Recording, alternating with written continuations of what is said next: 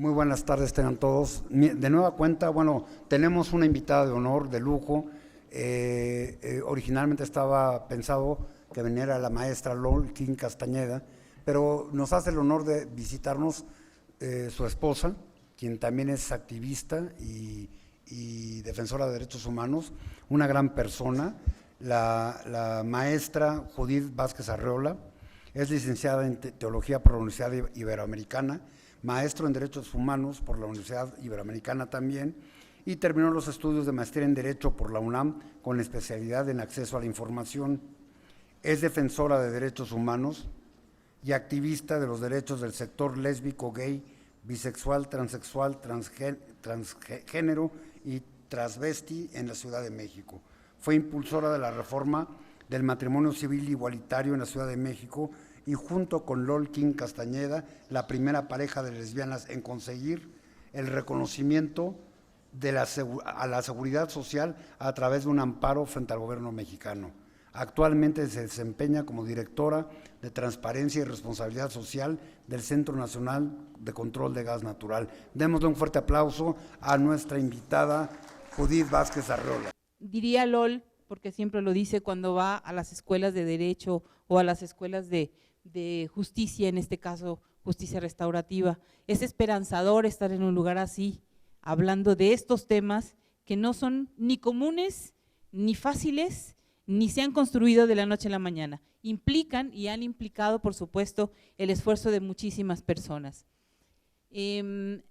Trataré de ser lo más clara posible. Si hay alguna duda, no duden en levantar la mano, no lo levanten mucho, por favor, para que podamos avanzar, pero si hay alguna duda de alguna terminología, de algún asunto que ustedes quieran comentar o preguntar, con mucho gusto estaré atenta a lo que ustedes vean. Yo quisiera, la siguiente por favor,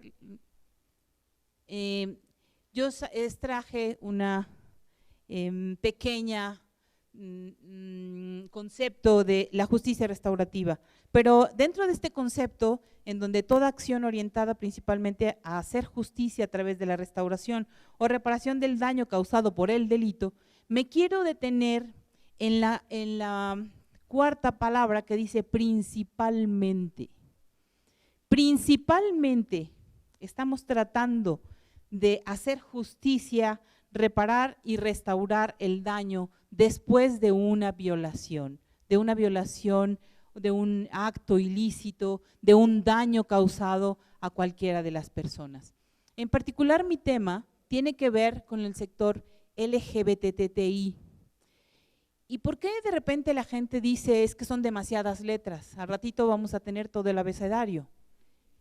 Y ustedes deben saber que dentro de las teorías, la teoría feminista, que es la madre de muchas de las causas sociales, dicen que lo que no se nombra no existe. Y entonces, a lo largo de la historia, el colectivo LGBTTIQ y más, ese es el que va, las letras que van hasta la fecha de las causas que han ido saliendo, que han ido sumándose a nuestro colectivo, se empeñan en aparecer como letra tan siquiera o como nombre en el largo nombre. A veces decimos es suficiente con que pongas una T, ¿no? Pero dentro de las T's hay 3 identidades distintas. Ay, muchas gracias. Ahora tiene una mano porque ya no traigo. No se preocupe, no se preocupe, lo intento. Con este. Gracias. Muchas gracias.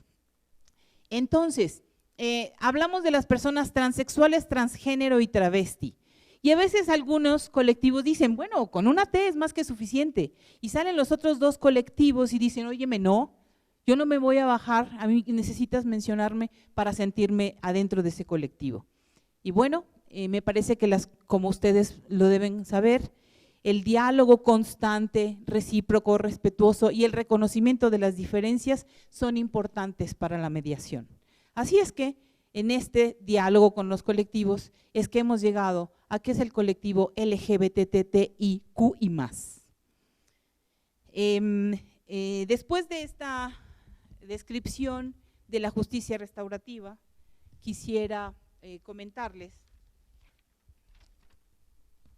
que los actores involucrados pueden ser muchos más, pero yo he sacado dentro de nuestras causas que los actores involucrados, ya, por favor, gracias. Si quiere, pásemelo, yo lo intento.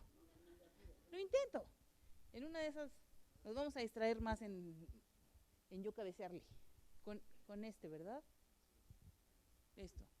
Los actores involucrados son estos y más. Ustedes lo saben bien, hay que hacer un análisis de la situación para abordar los conflictos, pero normalmente en un asunto de diferencia o de violación o de agresión o de delito o de busca de resolución, son la víctima, el responsable, las familias y la sociedad a quienes hay que tener en cuenta para proponer o para hacer un análisis en un conflicto dado.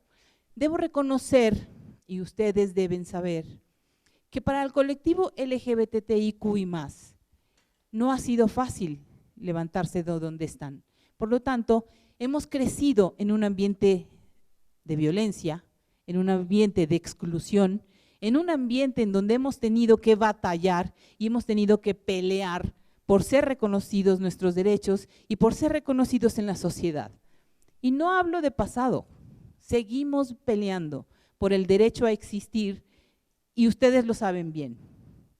No en todo el país es reconocido el matrimonio civil igualitario, solamente en 5 estados está constitucionalmente o legalmente en el Código Civil de los estados reconocido. Sin embargo, solo en 5, sin embargo, en 11 estados ya es legal poder contraer matrimonio tan solo con una modificación que se hizo en el registro civil local. Sin embargo, todavía tenemos 18 estados que no reconocen el matrimonio civil igualitario. Y nosotras decimos, nosotras nos casamos en el 2010. Del 2010 al 2019 podríamos imaginar que ya todos los estados deberían tener el matrimonio civil igualitario como un derecho, ¿no? Pero no es así. La justicia no es tan pronta ni tan expedita. Esa es una realidad.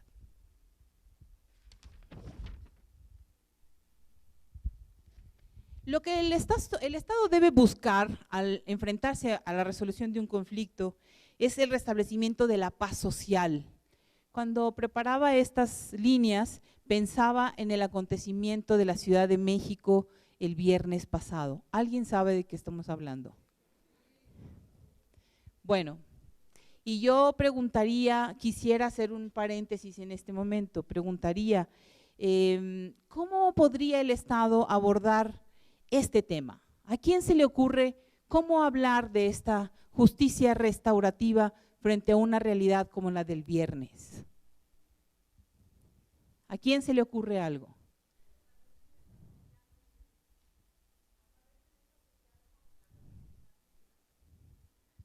A través de las mesas de diálogo con las representantes de las feministas. Círculos de paz.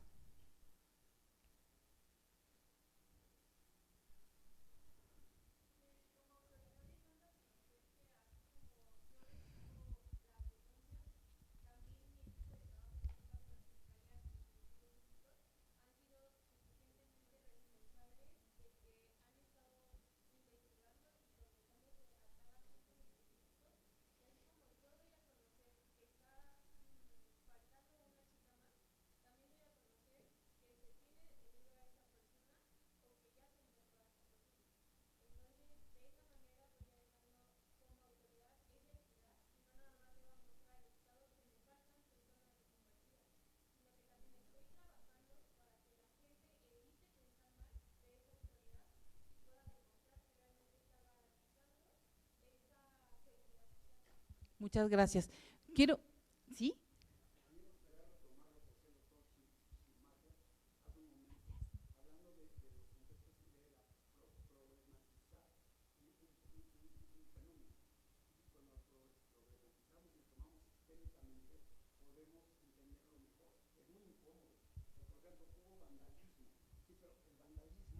No tiene nada que ver con las legítimas peticiones de las mujeres en contra de la violencia contra la mujer. Entonces hay que ser muy cuidadoso y tomar todas las aristas, porque pareciera que somos muy dados, sobre todo a través de los medios de comunicación, a poner a los buenos y a los malos. Es castíguenlas. O la otra es, merecemos, tenemos el derecho a vandalizar. La verdad es que es un problema muy complejo que requiere diálogo con todos los que son protagonistas en este contexto. Claro, tiene toda la razón el maestro. Además, sí, por última, por favor. ¿Sí?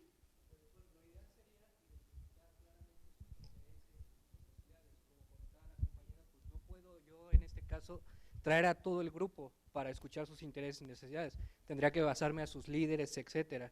Pero volviendo también al tema que toman del vandalismo hacia el ángel de la independencia y todo eso, ante una conducta, ante un comportamiento, ante una respuesta, ante una reacción, hay un sentimiento, hay una emoción, hay un pensamiento. Entonces, eso que hicieron trae de fondo algo que no se ha escuchado. Por eso yo considero que es importante necesidades e intereses. Pero para poderlo, digamos, resumir, a base de sus líderes, a base de los que están al frente, digámoslo así. Muchas gracias. Pues les agradezco porque además del problema al que yo me quería referir, no era de la vandalización de los monumentos. El problema al que yo me quería referir, al que yo pediría, al que yo me sentaría a pensar en las estrategias, es al problema que las llevó a salir de sus casas con tal rabia que no se pudieron contener. A ese problema tenemos que entrarle en México, en todos los estados, a ese problema de salir de tu casa y no saber si vas a regresar, al problema de la violencia sistémica contra la mujer y con todas las formas de feminización, debo decir, porque el sector LGBT, el eje central para los varones es que han traicionado al varón y son femeninos. Y ese es el motivo por el que los agreden. A las mujeres transexuales, transgénero y transvesti, las agreden porque son grotescas, porque se les nota que no son mujeres, porque usan minifalda, porque son extravagantes y porque para muchos se dedican a la prostitución. Y saben, todos esos argumentos solo son prejuicios que ha creado la sociedad y que es la forma de legitimar la violencia en contra de este sector.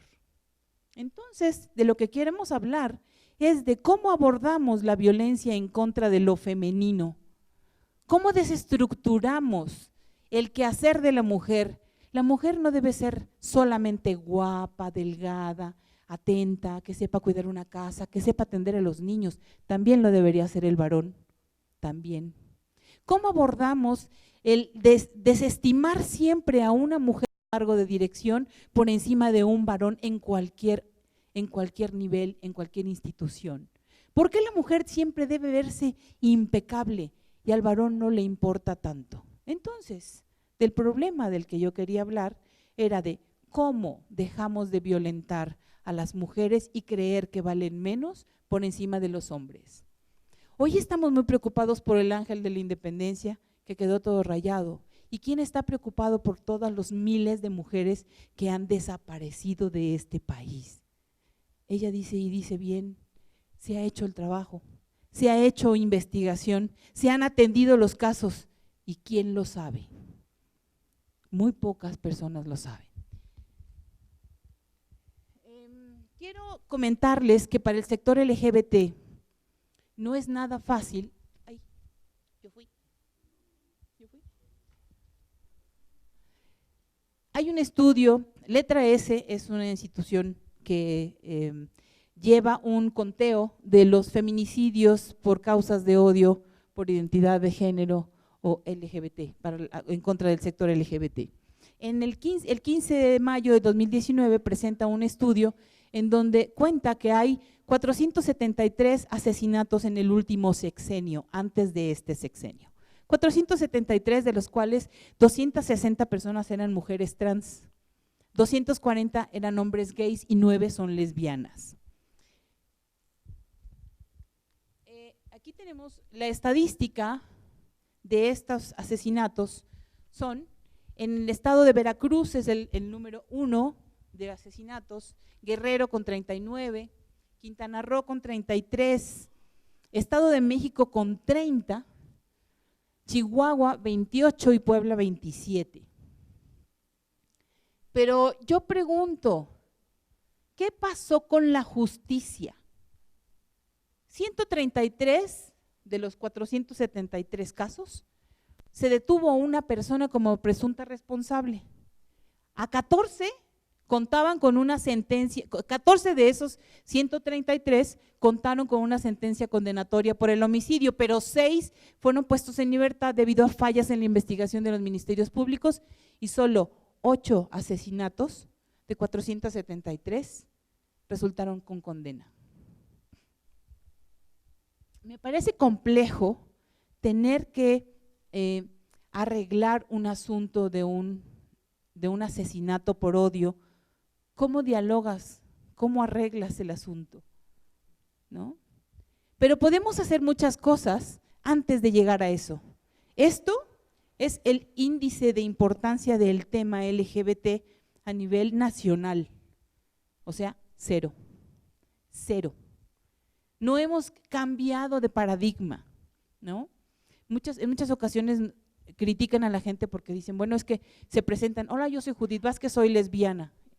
Y claro, no tendríamos que hacerlo, porque soy una persona tan funcional como cualquiera de ustedes. Soy una funcionaria pública, que tengo una preparación y soy capaz de pararme aquí enfrente con toda mi historia detrás para platicarles a ustedes lo que hemos hecho para que ustedes hagan lo suyo, lo que les toca.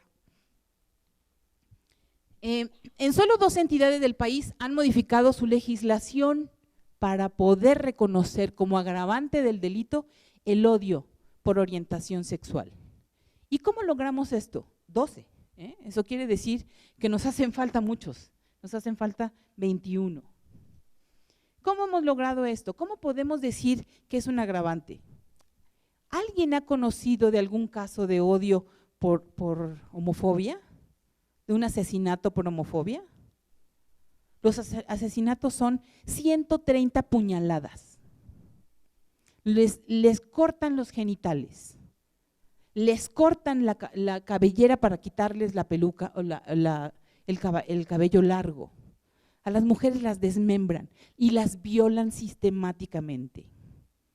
A las mujeres trans y a las mujeres lesbianas. La crueldad es supina, es extrema. Es como para que no se les vaya a olvidar que los mataron por putos, les dicen. Y ponen tremendas leyendas y tremendos letreros para que la comunidad se entere que el motivo de su muerte es por no haber sido heterosexual. Así.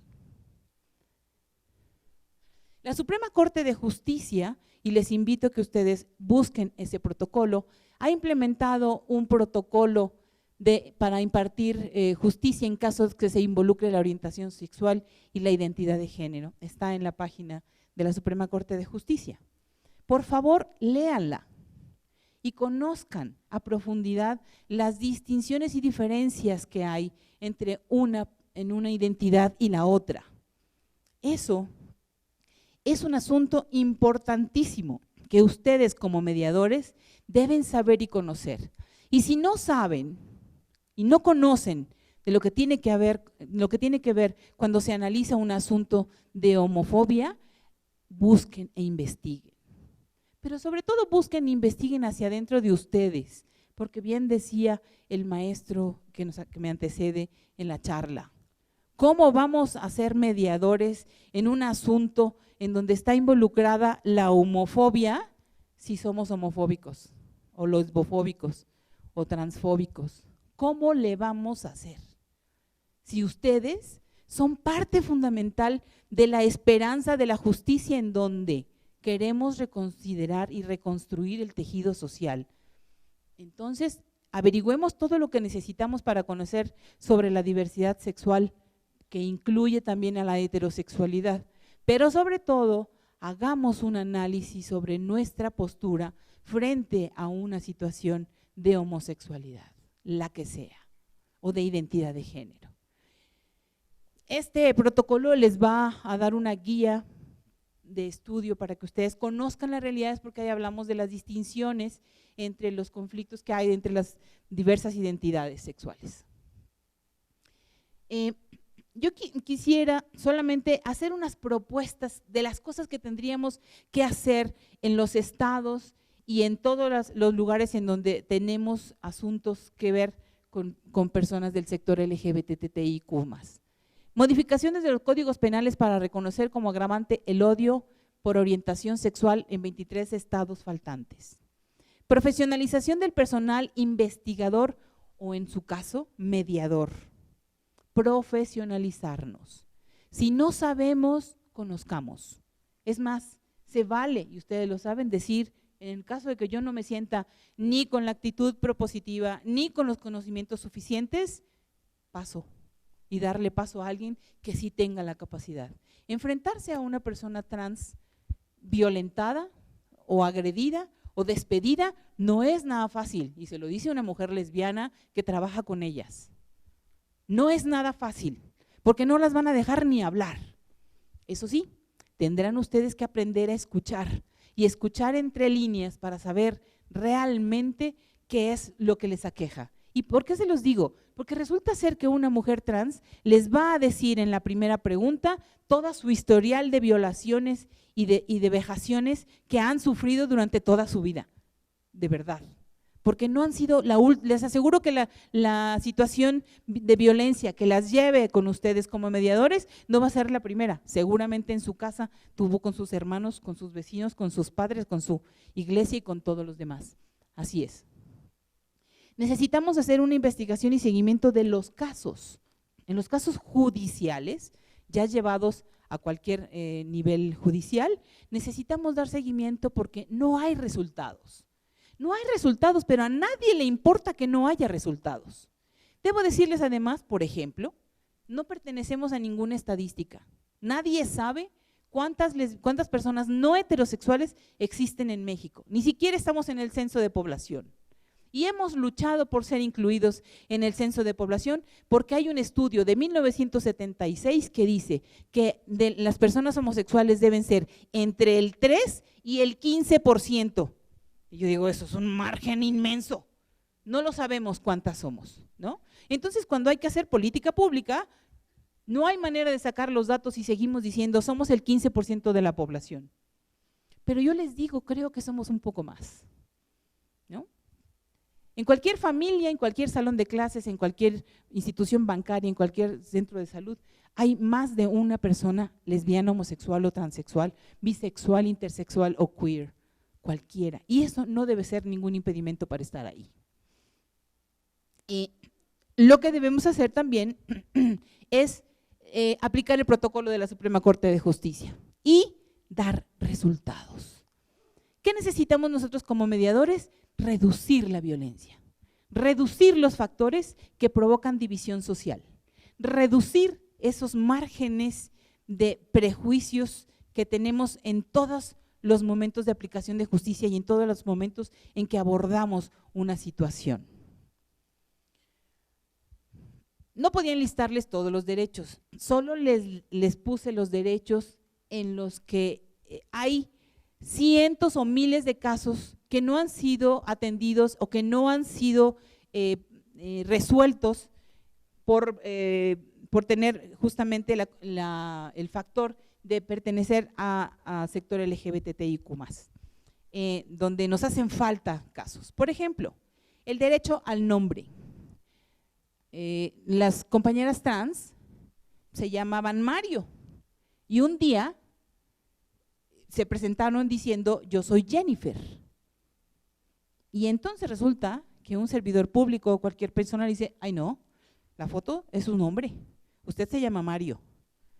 Y bueno, nosotros todos tenemos el derecho al nombre y resulta que hay estados en donde las personas trans no tienen ni derecho al nombre. Y entonces cuando se acercan a la justicia les dice, mucho gusto Mario, ¿cómo le va el día de hoy? Y por supuesto que Mario voltea a ver si está Mario atrás, ¿no?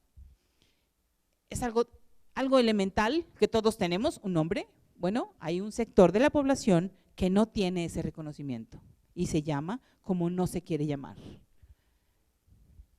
El derecho a la identidad. Yo me acuerdo que Palomo, un actor que murió creo que en el siglo pasado, era un varón que hizo su proceso de reidentidad sexogenérica y se paró en el aeropuerto y la regresaron, porque su pasaporte decía el nombre Palomo y ella se llamaba Libertad, me parece, ¿no? Entonces, resulta ser que hay un sector de la población que no tiene derecho a la identidad. Ahora, por ejemplo, las mujeres lesbianas, el otro día mi hermana y yo estábamos cenando en un lugar, comiendo, y entonces empezó una señora a decir, ay, pero si son machorras, si son espantosas, todas son horribles, todas quieren parecerse hombres, son rudas. Y hizo una descripción y me dice, me voy a levantar. Y le dije, no, por favor, no inventes, ¿no? Esos prejuicios de pensar que una mujer lesbiana debe ser de tal o cual forma, o si es una persona masculinizada, porque así le place y le gusta ser, y resulta ser que la sociedad dice que no tenemos ese derecho. Me parece terrible, ¿no? Me parece terrible, pero es una violación con la que nos paramos cuando vamos y aspiramos a tener justicia. Cuando ustedes sientan a las dos personas con las que van a dialogar, ustedes hacen un escaneo, ¿no? Si fuéramos dos lesbianas enfrente de ustedes, lo primero que harían sería el escaneo y decir, ¿quién es el hombre y quién es la mujer? ¿Quién es el pasivo y quién es el activo? ¿No? ¿Quién es el que trabaja y quién es? Bueno, y se los digo porque el día que nosotras nos íbamos a casar, era impresionante. Una noche antes tuvimos como 70 y tantos medios de comunicación en nuestra casa, su casa. Y nos preguntaban, bueno, ¿y quién lava los trastes? ¿Y quién lava el carro? ¿Y quién trabaja? ¿Y quién cocina? Bueno, nos querían tomar hasta lavándonos los dientes. Y yo le decía, oigan, pues es que nos lavamos los dientes como se lavan los dientes cualquiera. Cocinamos como cualquiera. Las dos somos mujeres, queden clarísimo. Y no le voy a dar evidencias, que le quede claro. Las dos somos mujeres. Y aquí las dos aportamos, y las dos trabajamos, y las dos servimos, y las dos cuidamos, y las dos hacemos de todo. Ser lesbiana no es otra cosa distinta a lo que son ustedes. Solamente yo me enamoré de una mujer y decidí vivir mi vida con una mujer inteligente, guapa, capaz, que llegó a ser, para mayor de los honores en la Ciudad de México, una mujer la constituyente de la Ciudad de México, gracias a la cual tenemos consagrado en la Constitución de la Ciudad de México el derecho de las personas y las familias homoparentales y lesbomaternales. Hasta ahí llegamos, ¿no? El derecho a formar una familia.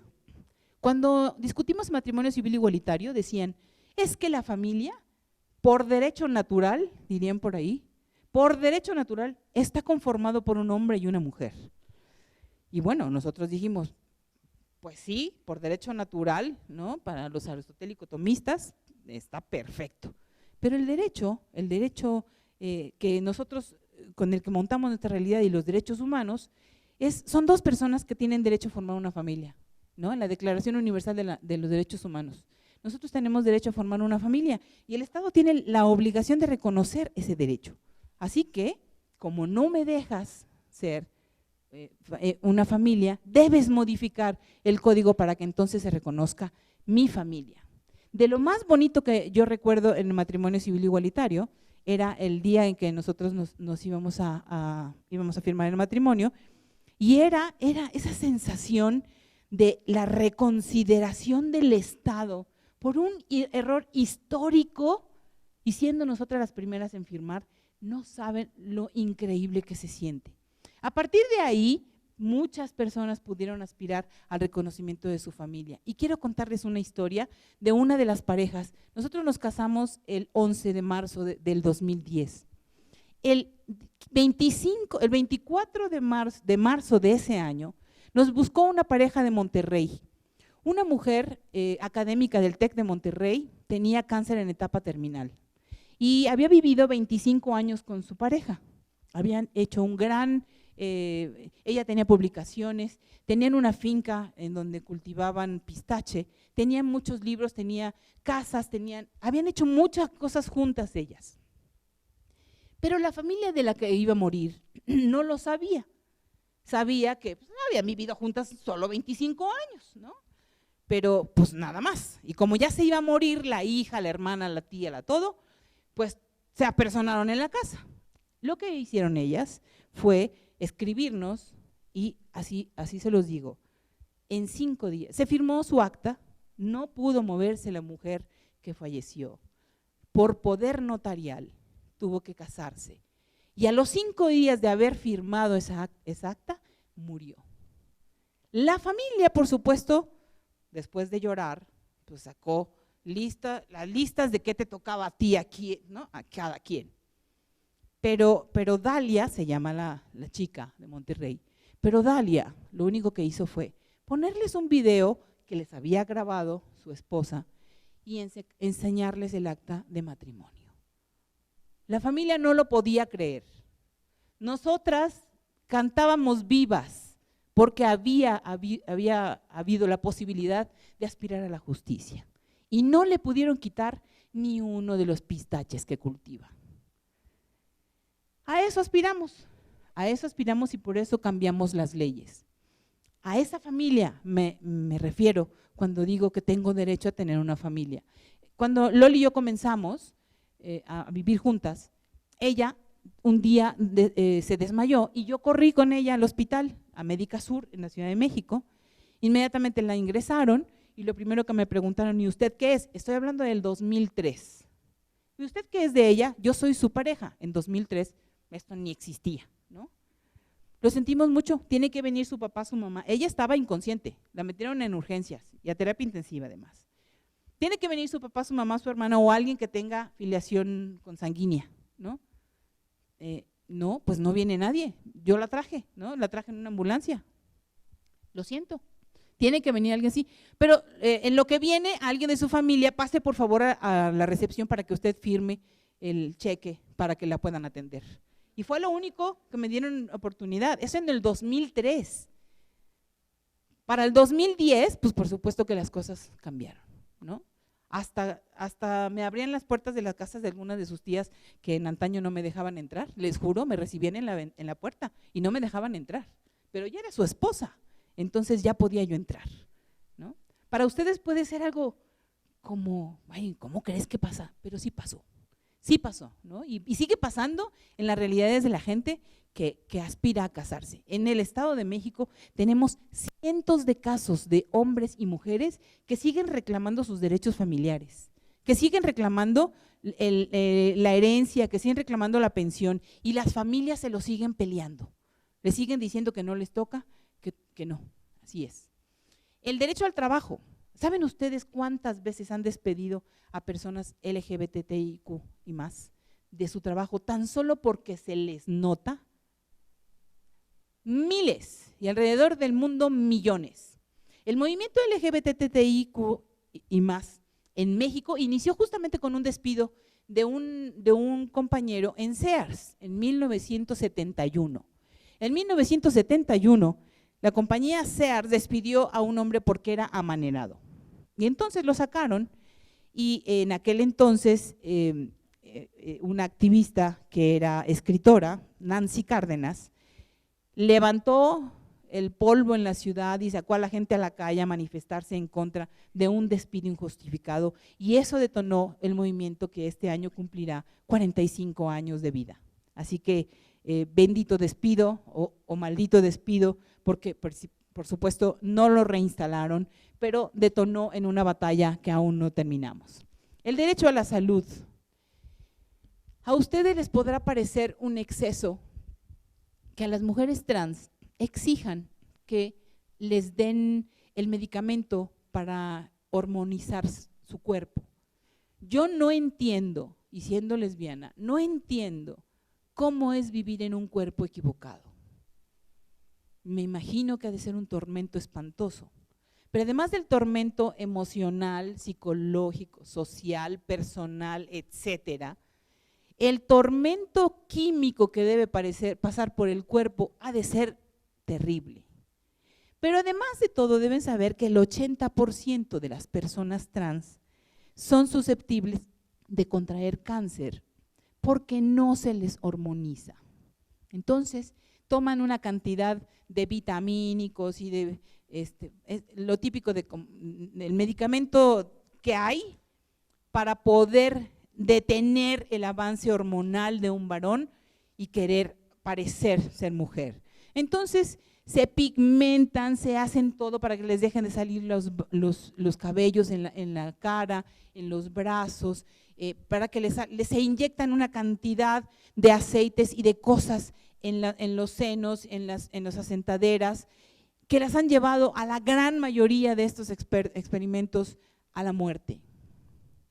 Las mujeres trans son el sector más pobre, más miserable, y este imaginario en que todas son trabajadoras sexuales es absolutamente equivocado. Tenemos mujeres ejemplares, hay mujeres que son senadoras, diputadas y son mujeres trans. Pero para llegar a eso se requiere de muchísimas cosas. El derecho a la salud, al sector de las mujeres transexuales, transgénero, travesti, es urgente y ni siquiera lo hemos atendido. En la Ciudad de México tenemos 2 clínicas de atención trans, solo 2 para todo el país. Y no hay posibilidad de pagar todos los tratamientos de todo el país en la Ciudad de México. Y siempre estamos batallando con un asunto de presupuesto para garantizar el derecho a la salud. El derecho a la educación. ¿Cómo vamos a sacar de la miseria a un sector que sacamos primero de las escuelas? Porque parece mujer y es hombre, o parece hombre y es mujer. El bullying que se vive adentro de las escuelas es insoportable. Yo les contaré que yo en 1979 entré a la Escuela Nacional de Educadoras, en donde había puras mujeres. Y entonces yo en ese año, en 1979, me enamoré por primera vez de una mujer. Y el castigo duró 3 años y medio. La marginación tan solo porque la persona de la que yo me enamoré corrió y les dijo, oigan, es que creo que es lesbiana. Y entonces todos tenían en el imaginario que yo les iba a hacer algo, era una pervertida, lo único que quería era besarme con todas y no había nada más falso que eso. Por supuesto que yo viví marginada y aprendí a vivir y me dediqué a estudiar y fui una excelente educadora y me gustaba muchísimo ser educadora, ¿no? Pero eso quedó guardado y como sello. 35 años después me encuentro con mis compañeras y entonces todo el mundo el mea culpa, ¿no? Después de yo ya me casé, etcétera. No, es que la verdad sí nos pasamos. No, es que la verdad es que decían cada cosa de ti, me decían, ¿no? Y me van a decir todas las cosas que decían, no, ni preguntes. Pero bueno, pero díganme, ¿qué les daba miedo de mí, no? Quisiera saber si yo era, no sé, una depredadora sexual. Me dijo, nunca jamás vimos una actitud tuya. Solo lo que dijo Vicky es con lo que todas nos fuimos. Bueno, en aquel entonces, en 1979, pero hoy a los niños adentro de sus escuelas los golpean porque parecen mujercitas, o a las mujeres que parecen hombres, las golpean porque, pues son, a ver, dime, enséñame qué fuerte eres, a ver, demuéstranos que eres un hombrecito, ¿no? En fin, una cantidad de bullying que debemos atender para garantizar a todas las personas el derecho a la educación. Tenemos el derecho a al libre desarrollo de nuestra personalidad. Y yo les preguntaría a ustedes, ¿verdaderamente creen que en la sociedad, caminando por la calle, cualquier persona que no es heterosexual tiene garantizado ese derecho? No, con dificultad alguien que no es heterosexual tiene garantizado ese derecho. Bueno, en las caravanas del año pasado hubo un colectivo de personas LGBTIQ y más que venían en esa caravana. Los mismos migrantes, dentro de una situación de violencia, los marginaron. Y entonces se les atendió con prontitud a ese pequeño grupo, ¿no? Que además de todo, además de lo difícil que era caminar y que tenían que atender su sistema su situación de salud, etcétera. Los marginaban todavía más por ser homosexuales, por ser transexuales, por ser lesbianas. Venía una jovencita como de 13, 14 años perfectamente vestida de varón. Y solo la descubrieron porque tenía las manos muy delgaditas. Y no les cuento cómo le fue. A eso nos referimos cuando solo les enlisté estos derechos, porque al final les puse todos los derechos. Estos son solo casitos que les estoy contando de las violaciones y de las faltas que hacen, modificaciones para poder aspirar a una justicia. La justicia restaurativa para las personas LGBTTIQ y más es la aplicación de las prácticas restaurativas para rectificar o reparar los daños causados entre sí, especialmente cuando la acción dañosa es contraria a la ley. Y bueno, yo aquí me detengo y digo, pues ¿cuántas leyes tenemos que cambiar? Leyes, normas, reglamentos, procedimientos, etcétera.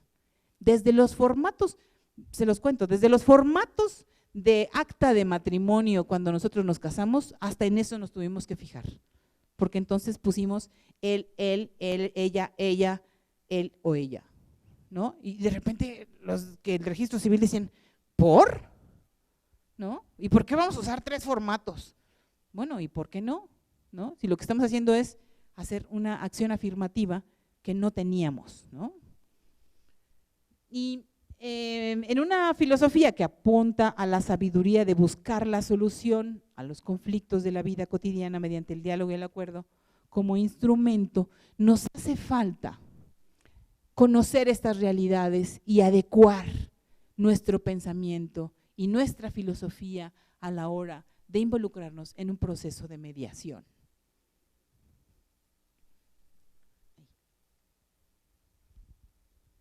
Nosotros decimos, entre la chaviza, que hay que cambiarnos el chip, ¿no?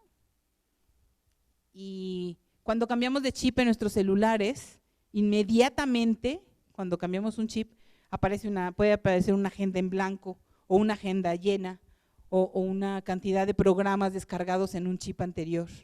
Ojalá existieran chips para cambiarnos el chip en esta materia. Sería maravilloso y yo sería la mujer más feliz de la vida, pero no existe.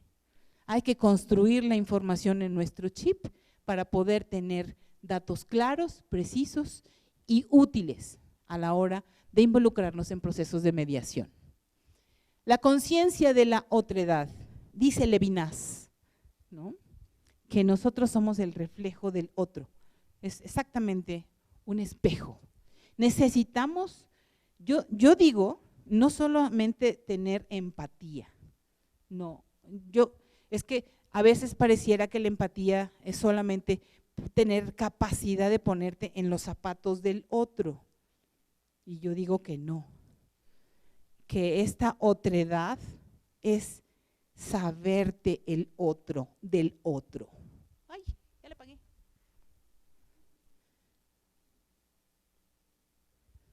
Saberte el otro del otro y entonces juzgarte como si fueras el otro. Qué complejo me parece, pero es posible.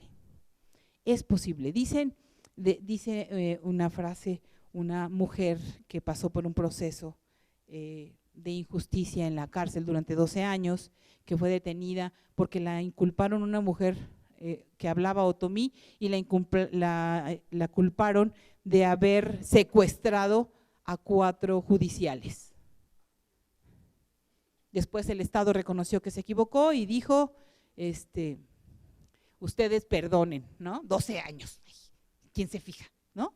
12 años. Y ella dijo, hasta que la dignidad se haga costumbre.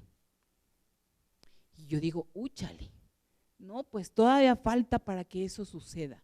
Ojalá comenzáramos con el ejercicio diario de reconocer la dignidad de la otra o del otro, para que en algún momento de la existencia del universo podamos entender que la dignidad es una costumbre que debo reconocer y debo respetar.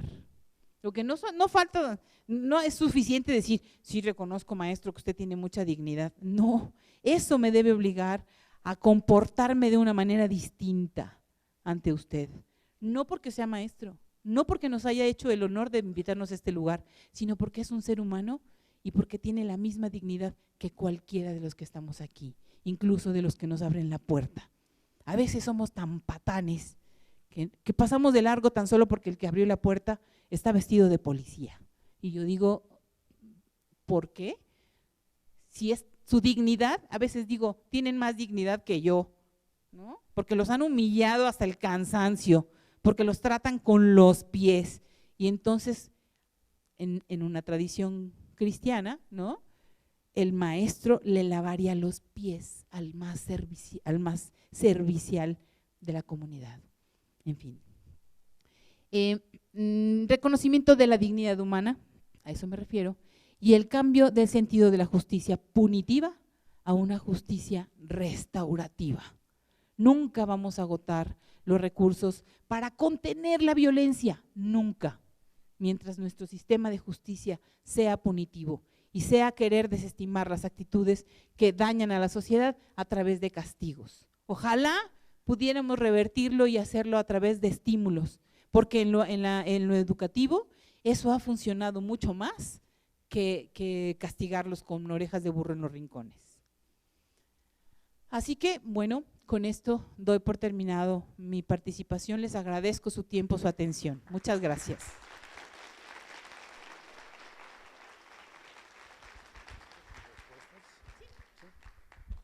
Sí, ok. ¿Preguntas y respuestas o algún comentario? Ok, 3, ¿les parece bien? 3, 1, 2 y 3. Aquí iniciamos.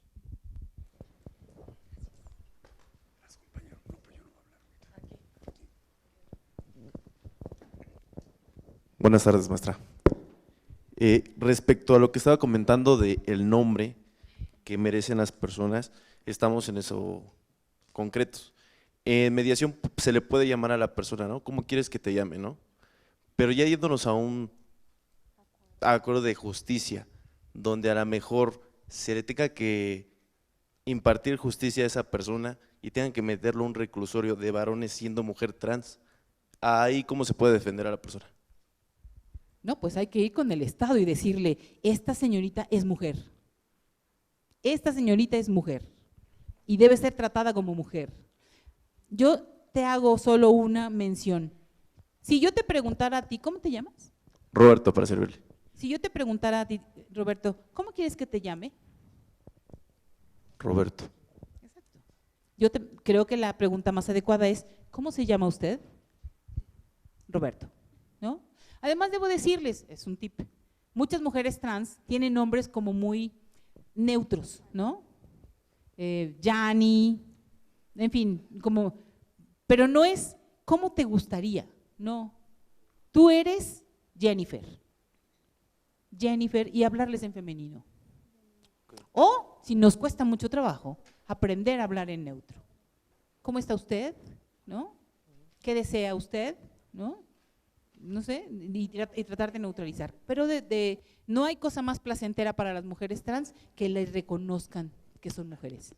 Y de acuerdo, al ya hacer un acuerdo, a irnos en un efecto legal, ahí ¿cómo se va a poner? Legalmente ellas deben tener, o sea, en el expediente tienen un nombre, normalmente si no han hecho una transición, debemos tener claro, hay decírselo a ellos al final del cierre. A ver, usted Jennifer, ¿está usted absolutamente segura que vamos a llegar a tal acuerdo? Solo debe saber que legalmente usted debe llamarse en el acuerdo con este nombre, que es con lo que usted puede demostrar su personalidad jurídica para tener el beneficio del bien, ¿no? Pero es como algo que usted mismo debe empujar, impulsar y decirle, usted está absolutamente clara de que lo que tengo que poner aquí es el nombre que aparece en su identificación. ¿No? Gracias. A usted. Buenas tardes. Maestra, tengo un par de preguntas. Nunca había escuchado el término de intersexualidad. ¿Me lo clarifica, por favor? En antiguo, en griego, son los hermafroditas, los que poseen los dos genitales, pero en su desarrollo pueden ser hombres o mujeres. Sin embargo, en la gran mayoría de los nacimientos de intersexualidad, por el patriarcado, han seleccionado los genitales masculinos que prevalezcan y entonces mutilan a las personas para quitarle los genitales femeninos y los hacen varones. Pero la sorpresa de la historia y de la sociedad es que en ocasiones esos varones son homosexuales. O son homosexuales o son bisexuales, e incluso transexuales, porque ellos en su naturaleza podían haber tenido cualquiera de las dos. La causa de las personas intersexuales es, el primero es, tengo el derecho de no ser mutilado. Los niños intersexuales en el futuro, si nuestra causa gana, tendrán los dos genitales y en edad madura elegirán si quieren ser mutilados de alguno y elegirán, como todos tenemos derecho, la identidad sexual. Gracias. Otra pregunta rápido.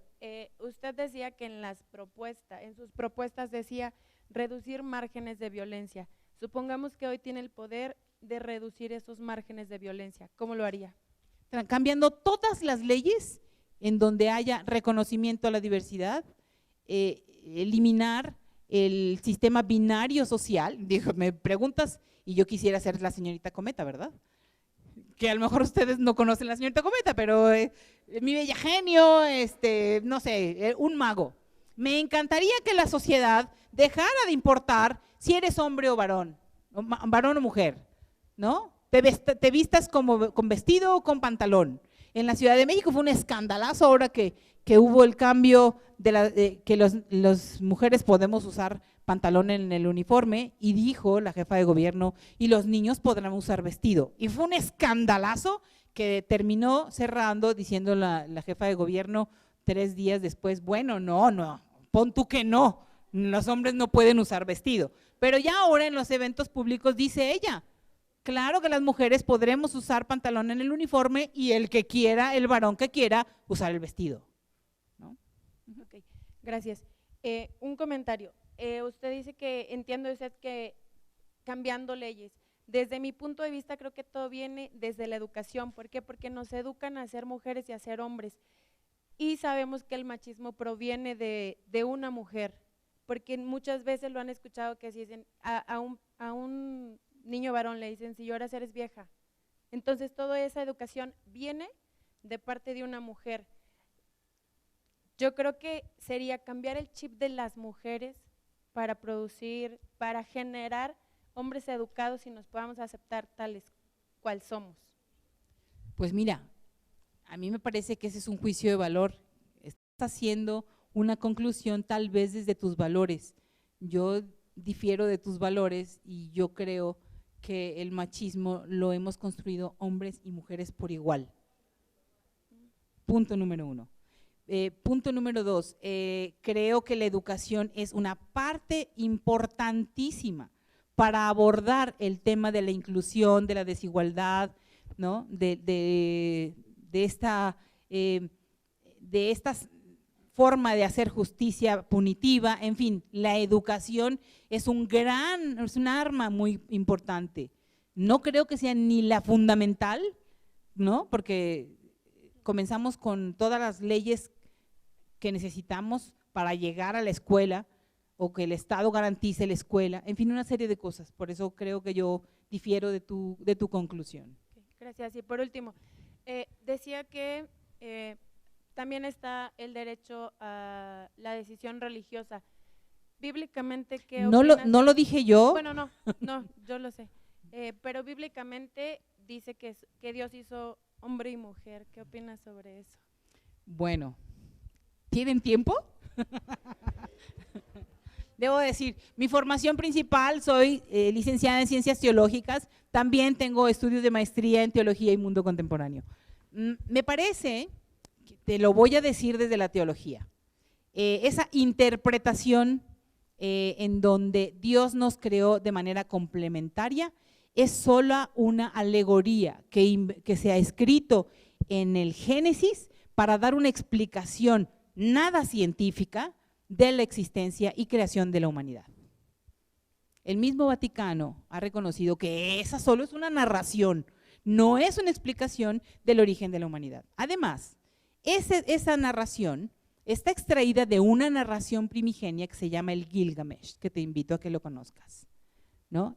Y le llama, en esa narración dice, varón y varona las creó. Y hay dos interpretaciones, dos narraciones del Génesis y de Adán y Eva. Varón y varona los creó. Jamás dijo para que se complementen y la procreación. No, eso es una interpretación posterior. Esa es mi opinión. A usted. Bien, pues le damos un fuerte aplauso. Ok. Una última participación. Una última, maestra. Sí. Una última participación. Hola, buenas tardes. Primero que nada, darle las gracias. Es un tema muy interesante. Tiene mucha tela de dónde cortar y de ver, y pues bueno, con las noticias ahorita que están de lo que pasó, lamentablemente, o afortunadamente, dependiendo de la perspectiva, en la Ciudad de México. Sin embargo, bueno, veía que una de sus propuestas era el derecho a la familia. ¿Cuál es su opinión en cuanto al derecho a la adopción y ver el derecho también de los niños? Ese sería mi… Bueno, me parece muy linda tu pregunta. Debes saber que la adopción se creó en los años 70 para las personas solteras. Así es que no es un derecho de la familia, de la pareja, y mucho menos de la pareja heterosexual. Era el derecho que tenían los niños, el derecho a tener una familia, ¿no? Dentro de la discusión que dimos en el 2010 frente a la Suprema Corte de Justicia, nosotros estuvimos ahí y fuimos de las que dábamos los argumentos por detrás. Presentamos el estudio de la UNAM, en fin, una serie de cosas muy interesantes. Me parece que decir que no, una pareja heterosexual no cumple con las características que necesita un niño para ser adoptado porque puede inculcarle la homosexualidad, nosotros decíamos, y si así fuera, ¿qué problema habría? Si un niño crece siendo heterosexual, homosexual, es irrelevante. Lo que necesita es que le aseguren cuidado, atención, educación, salud, casa, seguridad, etcétera, ¿no? Pero en el fondo, en el trasfondo del decir, es que lo pueden violar, es que puede hacerse lesbiana u homosexual. Nosotros en ese argumento decíamos, tu argumento es discriminatorio, es homofóbico, porque estás desacreditando la vida homosexual per se, sin ningún pudor, decíamos nosotros, ¿no? Y qué más da que el niño un día decida ser homosexual. Es más, no garantizas que en una familia heterosexual el niño sea heterosexual. Si así fuera, yo sería heterosexual porque mis papás eran heterosexuales, ¿no? Así que mi opinión es que el interés superior del niño es lo que debe prevalecer en la hora de la adopción. Y es irrelevante. Nosotros nos tocó, a Loli y a mí nos tocó la capacitación del refugio temporal de la Procuraduría de Justicia, que fue el que otorgó el primer niño en adopción a parejas homoparentales. Y yo en conclusión les decía, después de 15 días de hablar con ellas, de verdad fue para mí de las mejores experiencias de la vida, ver cómo cambiaba su pensamiento y decir, yo no quiero que me tengas privilegios y que, a ver, tú linda, porque eres lesbiana, ¿verdad? Entonces, vente y fórmate en esa línea. Yo lo único que te estoy pidiendo es que en la línea en donde se forman todos, me dejes formarme. Aunque parezca lesbiana, aunque parezca trans, aunque parezca gay. Y que luego, con los ojos cerrados, evalúes lo que tú me pediste como requisitos y me digas si cumplo o no. No con tus prejuicios, sino con todo lo que tú me pediste como requisito. Y si lo cumplo, me otorgues el anhelo de ser mamá. Y si no lo cumplo, sea heterosexual u homosexual, me digas que no lo cumplo. Porque lo importante es que el niño tenga una casa segura donde vivir, donde sea cuidado, donde sea atendido, donde sea acompañado y lo vuelvan un ser de bien. Eso es lo más importante. Gracias. Muchas gracias. Enseñanza de mi escuela judicial.